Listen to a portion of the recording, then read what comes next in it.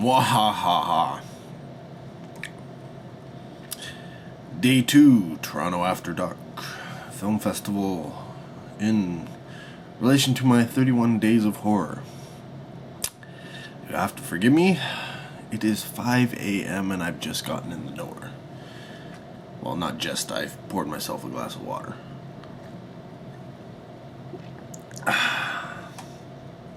But, yeah, this is the second day and the second night of the Pub After Dark.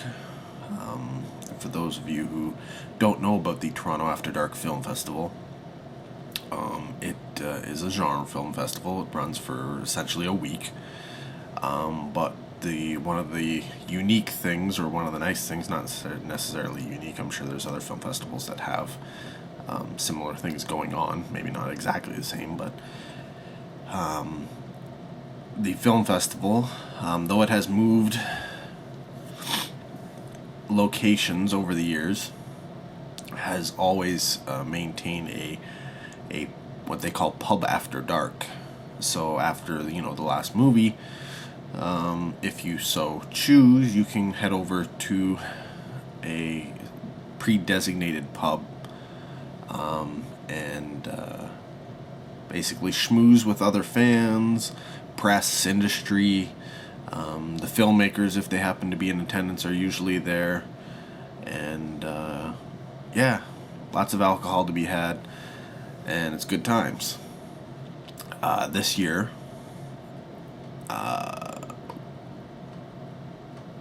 they've managed to obtain, or the bar has managed to obtain, a special liquor license allowing them to serve until 4 a.m. Normally, last call here is 2. So, thus my 5 a.m. getting home. And it's going to be daylight soon. But, yeah, I need to get to bed. But I want to get this in here. So, day 2, Toronto After Dark. First movie was Big Ass Spider. Now, this is a film that they like to sell it as a throwback to, say, the sci-fi films of the 60s and the big creature movies of the 50s and 60s in the sci-fi genre. What I like to compare it to are the films from the Asylum, the Sci-Fi Channel stuff, the Sharknadoes, if you will. The Bigfoot, part of my 31 Days of Horror, the Moby Dick 2010, or any of those ones that happen to be on that Blu-ray. I think there was 3 movies there, creature features, and I would liken it to those. CG's not good. It's actually quite bad in some cases. The story is essentially very, very similar to what they might have. The difference here is when it's not, the spider and the CG and such, the look of the film is really good. It is, standard Hollywood fare. In that case, the writing is quite good, the dialogue is good, and the acting is good. So there's a good flow to the film and a coherency which you often find lacking with films from the Asylum.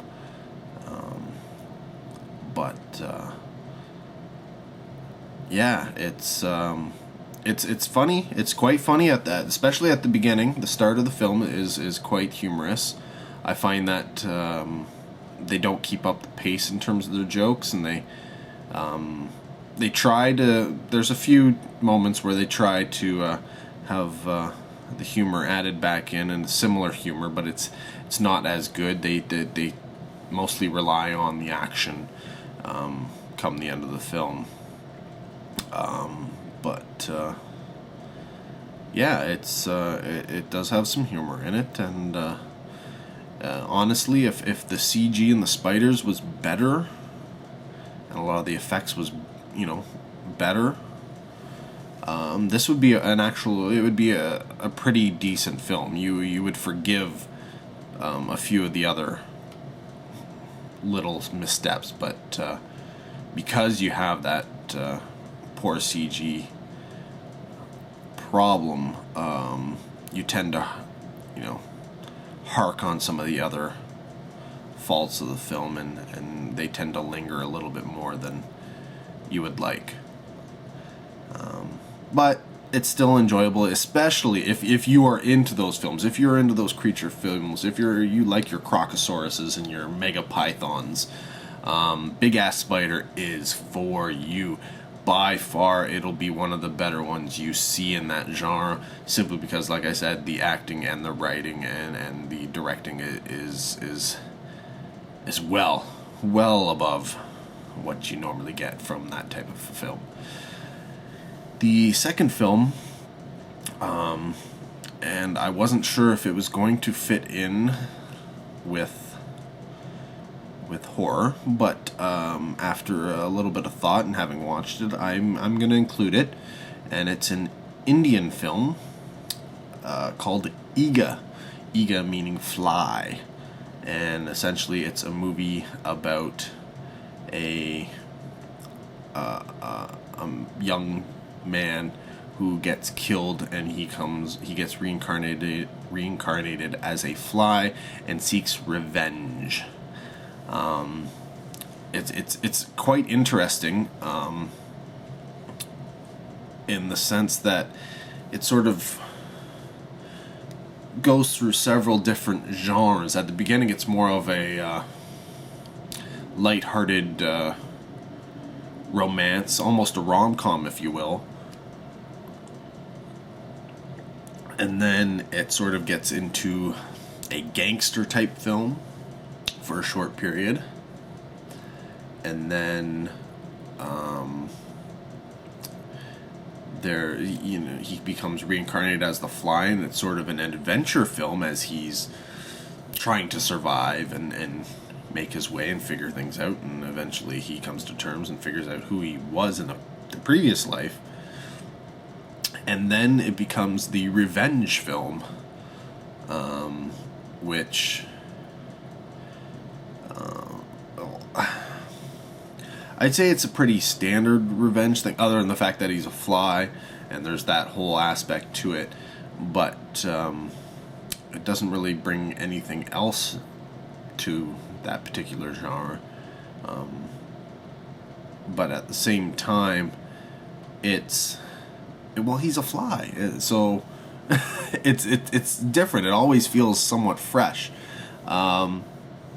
There's comedy throughout. Like, I mean, it right from the beginning right to the end. There's moments of comedy, whether it be lighthearted stuff, full blown guffaws, or just some stuff where you aren't necessarily used to an Indian film. Be it the song and dance number, though there's only one. I was kind of hoping there would be more. That type of thing, or the slow-mo car crashes and stuff like that, which look amazing, but it's quite standard fare for this type of a film over there. You know what? Most of the people coming out of the movie really, really, really enjoyed it, and I wouldn't be surprised if it tops the list of films for the festival. It was, how long was it? It was about an hour and a half. Yeah, 134 minutes. Ooh. 134 minutes. And apparently there's a version of the film that's about 33 minutes or so longer. Which is funny because there are moments in the trailer where you're watching it and they don't show up in the version we saw. So they got cut, but they're in the trailer, so it was like you're looking for those moments. They never show up. But the film is it's quite entertaining. So I think most of us are under the frame of mind that we're gonna try and seek out this longer version and give that a watch. Now this isn't for everybody. Not only is it a foreign movie with subtitles, it's an Indian film, so it's not your standard type Hollywood type picture. The framing and the pacing and all that kind of stuff are a little different. But there's just something about it. It tends to have once he's the fly and it goes into the revenge portion, I did find that it tended to took a little while to get to the point. But at the same time, I didn't mind watching it. It was a little slow, and I was, like I said, I wanted to get on with it, but I still want to see the longer version. And as far as I know, most of it's tacked on into that portion of the film, so it's just making more of the same of the stuff. And I don't know why. There's just something about it. It's there's something about watching a little fly try and get revenge on a big human. And yeah, I mean, it doesn't make you afraid of flies, but in fact it's not really a scary movie at all. It's a revenge film. And so I mean, there's some blood and stuff. It's got some gore in it.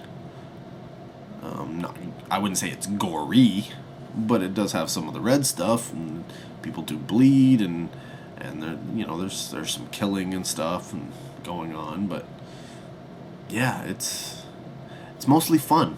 It's a fun film. So if you get a chance to see Eega, that's Eega, I recommend you take it. It's especially with an audience. If you can see it with an audience, do so. It's one of those films where it really is contagious. So yeah, that would be day 2 of Toronto After Dark. And as I finish my water here, I'm gonna crawl into bed and go get some sleep, because I got more movies tomorrow. I don't know if I'm gonna make it out to the pub though. I'm feeling it. I'm really feeling it. Anyways, till next time, you take care.